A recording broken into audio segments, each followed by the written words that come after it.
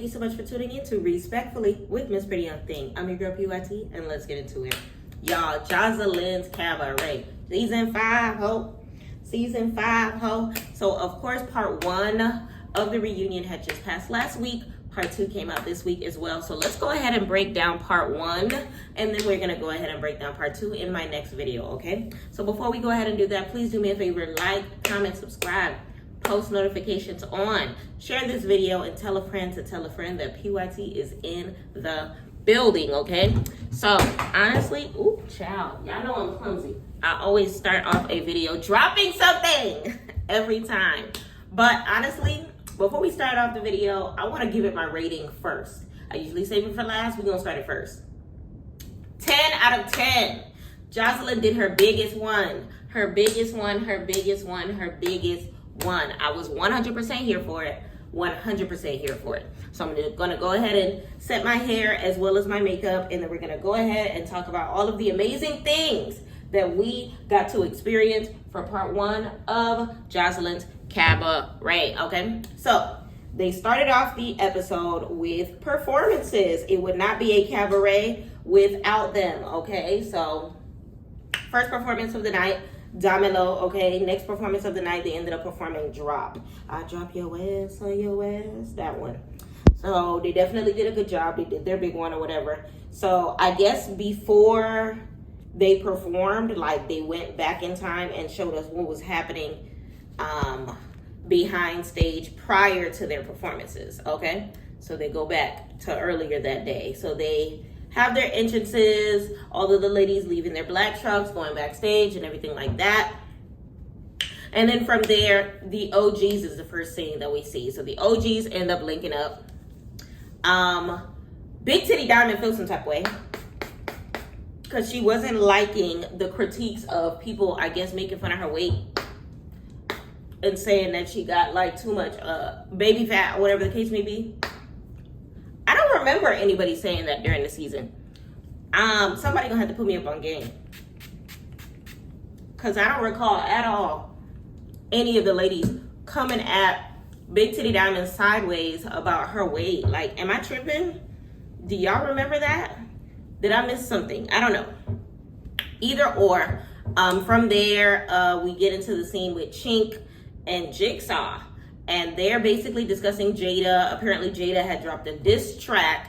Let me know in the comments whether or not you heard it. I actually took the time to exploring her Instagram to see if I could find it. I found it.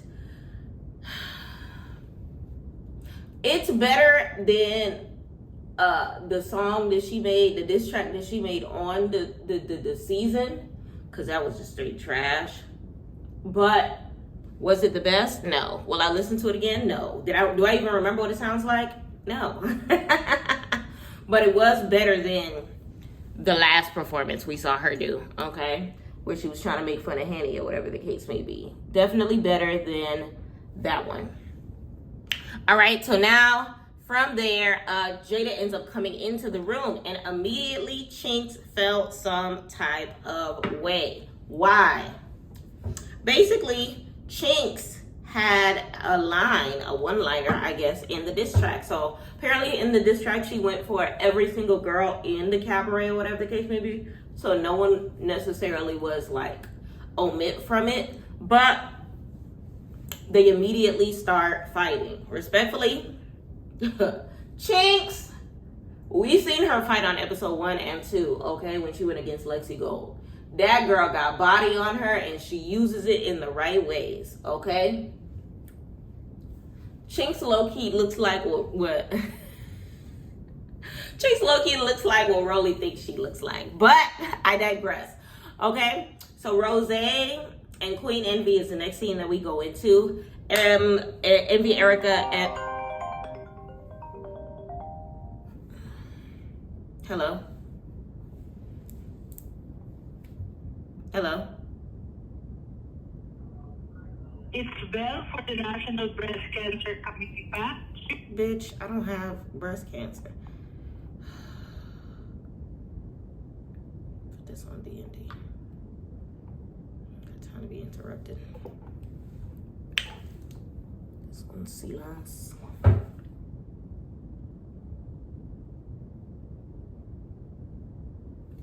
So the next scene that we go into is Rose and Queen Envy.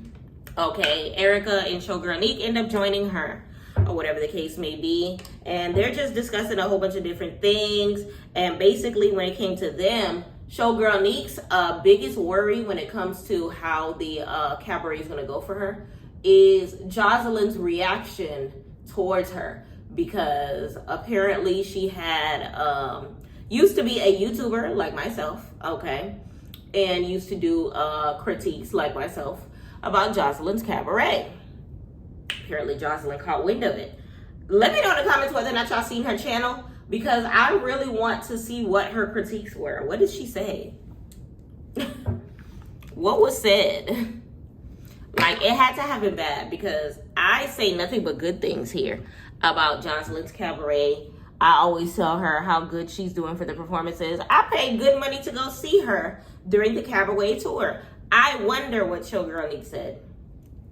I really wonder. Because if I were to go ahead and try out for the cabaret right now, Joseline wouldn't have anything bad to say about my critiques. Baddies, maybe not. Because baddies, I try my best to be brutally honest, they be playing games. Joseline's cabaret, I'm here for her. Okay, so let me know in the comments whether or not y'all found her channel, or anybody knows where I can find her channel, so that we can look into what's going on as far as Queen Envy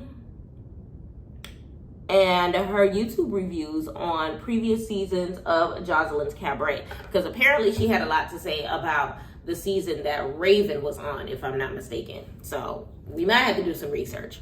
All right, so then from there, Dez, Isis, and Lexi Gold are discussing how they feel that the night is going to go, or whatever the case may be. Basically talking about how, whether or not they plan on fighting. Lexi's basically saying is she's up and stuck for whoever won it, or whatever the case may be. And Isis says that she wants to get Danny. Okay, remember, they still have their unfinished business from the season, or whatever the case may be. And the last tussle that they had, Isis did not come out on top, so she wants to get her hands on the ladies, or whatever the case may be. So that's happening. Okay, Oceans ends up joining the conversations, and Isis and Oceans has their tension. They do not fight. Big shout out to Isis for having a good crew of ladies by her that didn't allow her to get dragged the way Jayla did behind stage. Okay, because I wonder how, I need to watch the performances over to see if Jayla ended up covering her scars, because she definitely got kicked in the face by my good sis Chinks. So I wonder if she got an opportunity to cover all of them war wounds and bruises before they went on stage to perform Drop and Domelo. I don't know, because I believe she was part of those performances, if I'm not mistaken. So basically, Isis and Oceans, they have tension, or whatever the case may be. Something about Isis spending time at Ocean's house, or whatever. Something about a car being used without permission. Grand Theft Auto, I don't know. But either or, it was just like a whole lot of hoopla happening as far as their side of the situation. But they did not fight, saving their energy for after their performances or whatever. So Henny ends up joining the OGs, basically saying that she wants to get Rose. We already knew this. Janisha ends up joining Joseline behind stage. Janisha's so pretty.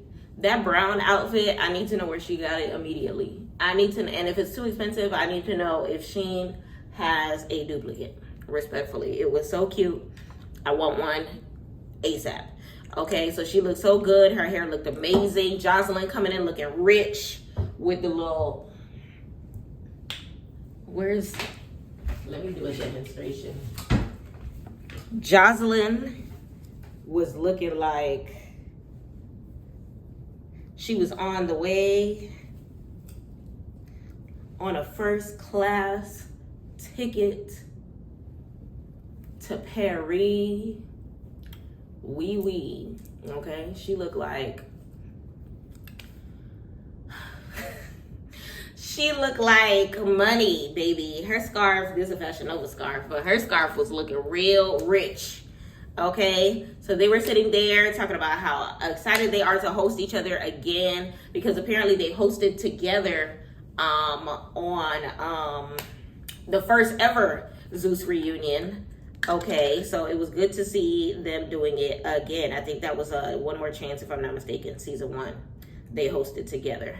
And that was actually dope to know that their relationship goes far back to like the beginning of Zeus. And it's very telling about Jonisha, you know, that, you know, she definitely has that spunky side to her. Like, listen, she's island. We all got a spunky side to us. But I feel like whenever she's around Joseline, it kind of sort of shows another side to her. She looks so happy. Like, she really does. She really does. You could tell it's a genuine friendship. So then Joseline continues to tell Jonisha about what she's expecting of the show, who she expects to see. She mentions Dookie Breath, aka Rose. I was like, oh, let me find out Joseline did smell it. Or maybe she was just making fun of her based on some stuff that might have happened off camera or whatever the case may be. I have no idea. All I know is Dookie Breath. Remember, she fought Raven over Raven saying that her breath was stank. So I know you're not about to fight Joseline. Dookie Breath. So she ends up calling Envy Oopa Loopa. So you know Joseline got to feel some type of way about Queen Envy saying whatever it is that she said on her YouTube reviews. Like I said before, let me know in the comments whether or not y'all find them. Let me know. Because I need to know. I need to see with my own 2 eyes. I need to hear what it is that this young lady said about the Puerto Rican princess, because she was riled up. And she also called Raven. She said Raven is not the best dancer, which is surprising because Raven is a good dancer in my opinion. I mean, am I missing something? Or is Joseline just hype off her own energy and just not feeling Raven like that? Like, I don't know. But I know their falling out definitely had to be deep in a lot of levels, because if y'all pay attention to the blogs or whatever the case may be, Joseline leaked an address to a home in Orlando. Follow me now. Raven is from Orlando. Okay? She did not say the name of the Cabaret cutie whose address that she leaked. She just said that there was a traitor among them, or whatever the case may be. Did the reunion take place before or after that happened? I have no idea. But let me know in the comments if, you know, you think that Raven is done with Joseline and the Cabaret after the completion of the reunion airing, because I want to say it's 3 parts. Okay? So then from there, the ladies come back out. They perform Vegas and Doom Cha Cha to the beat. Doom Cha Cha to the beat, to the beat. To the beat. It was definitely a good performance. They did their thing. One thing about Rose, her tatas are not going to be inside her bra. I don't know what it is about her. I don't know what she thinks is sexy about it.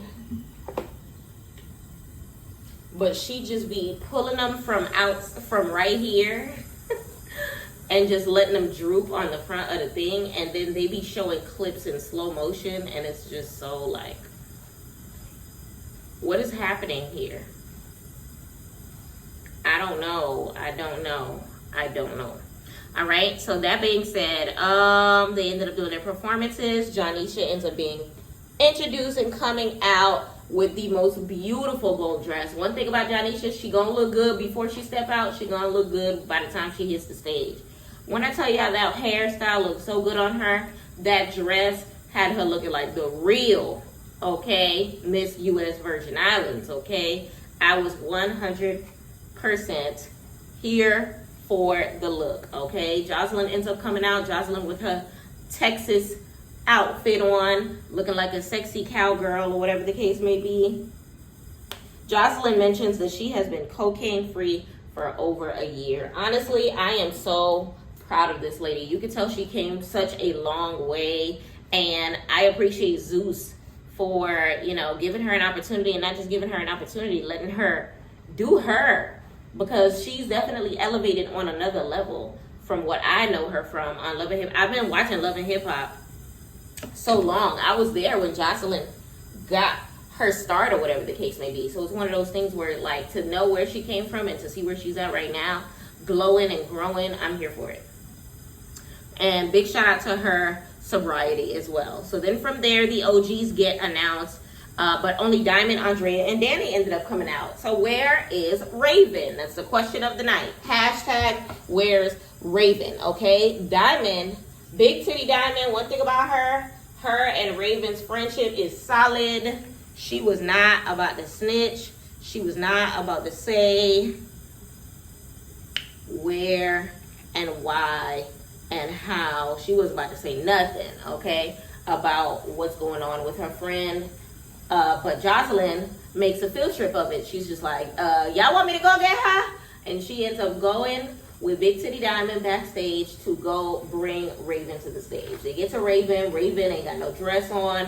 Raven in sweats and sneakers. She's like, why are you not coming out? But apparently the situation is Joseline knows exactly why she's not coming out. They had some sort of disagreement backstage or whatever the case may be between herself and Raven, which is causing Raven to feel like she does not want to be on the stage, which I can understand that, because Joseline's mood swings are so crazy that it's one of those things where Raven probably thought she was going to get embarrassed, that she was going to talk ish, that she was going to try to single her out, that she was going to try to little girl her. Y'all know how Joseline be sometimes.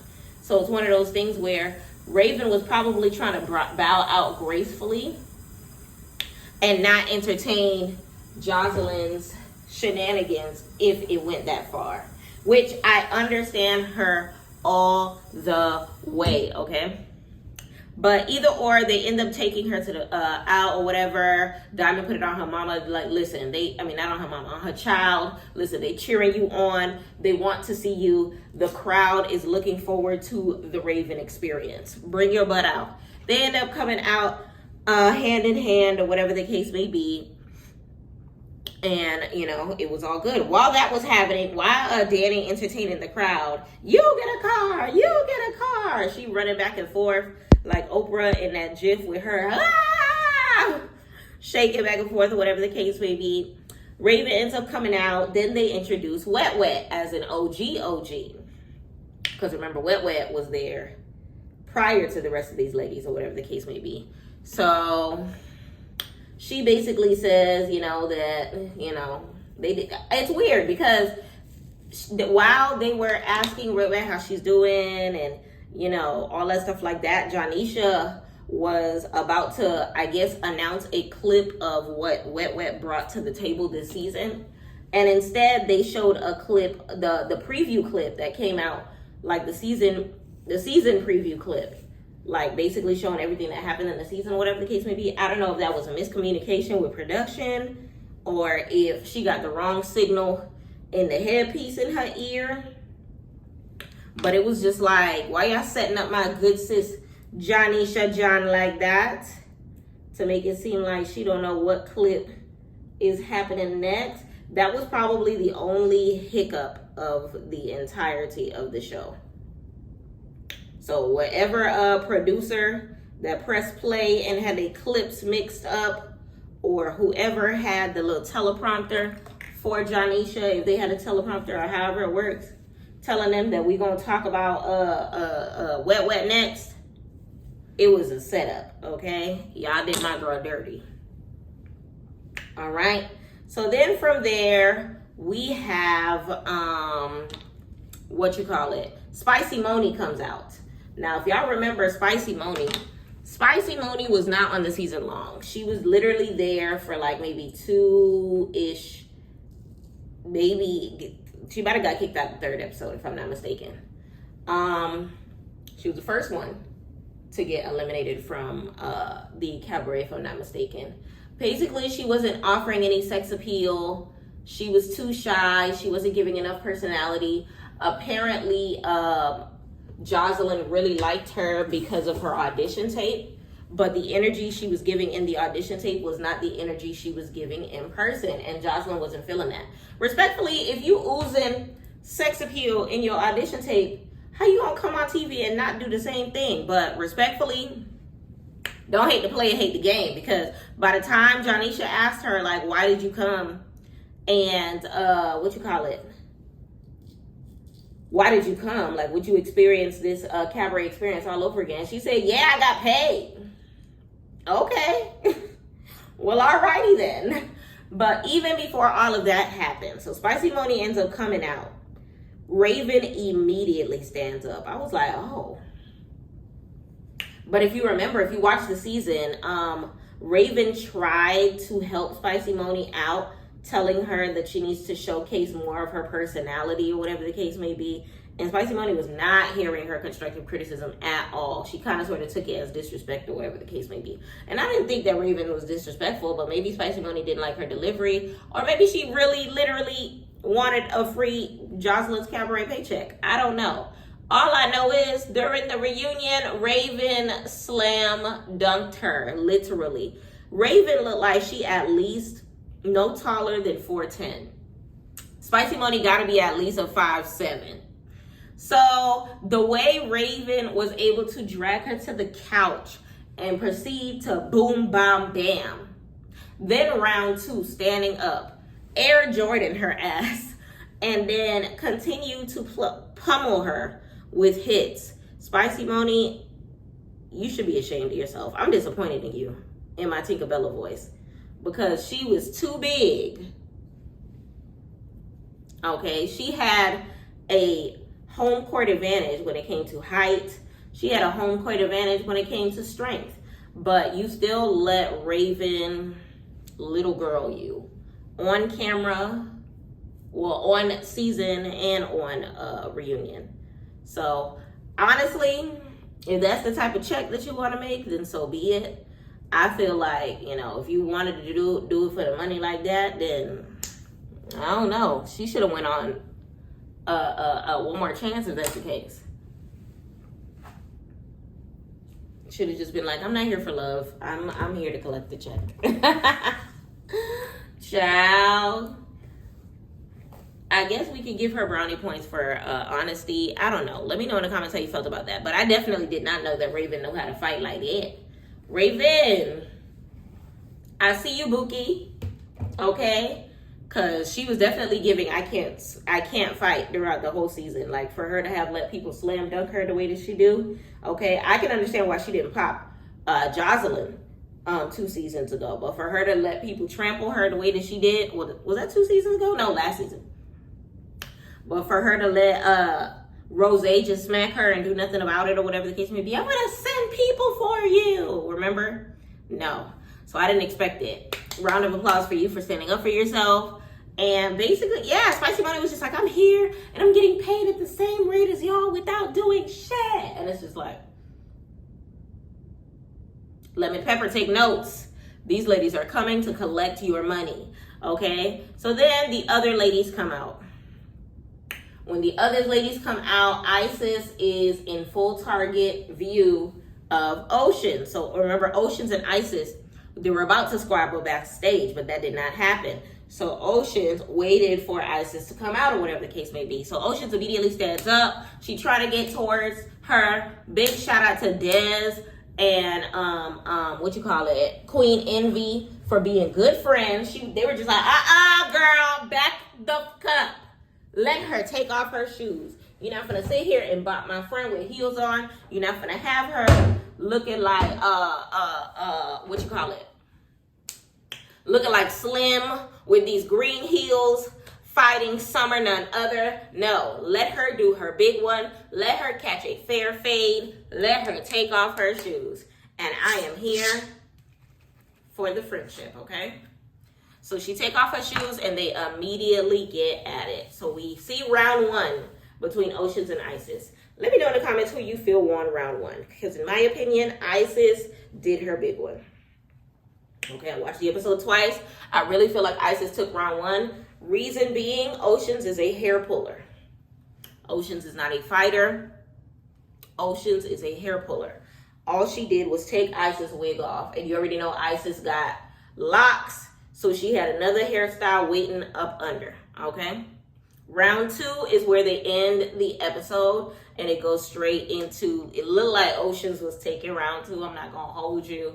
Let me know in the comments how you felt about the episode. The previews to next week's look like it's going to be, for the week that just passed, it looked like it's a lot of meat and potatoes to it when it comes to the fight scenes, when it comes to the entertainment, when it comes to everything. Oh, Jigsaw opened as well. So at the beginning, Wet Wet came out, of course, did her little thing or whatever. You know what's crazy? How can I forget? So when Wet Wet came out at the very beginning, or whatever the case may be, one, I didn't expect it because they fell out by this time. But 2, if y'all watch it, it's so hard to miss. But Wet Wet got her little helmet on, per usual, her reunion attire. And she was just like, there's no cat. When y'all think of Joseline's Cabaret, y'all think of Wet Wet. Straight crickets. The audience was not feeling that. But, child, who am I to judge? And then right before they performed Damelo, Jigsaw came out on the small bicycle. That must have been her part to the performance, because if y'all recall, during the regular season, Jigsaw couldn't dance like that. Her rhythm was not rhythming. Her flow was not flowing.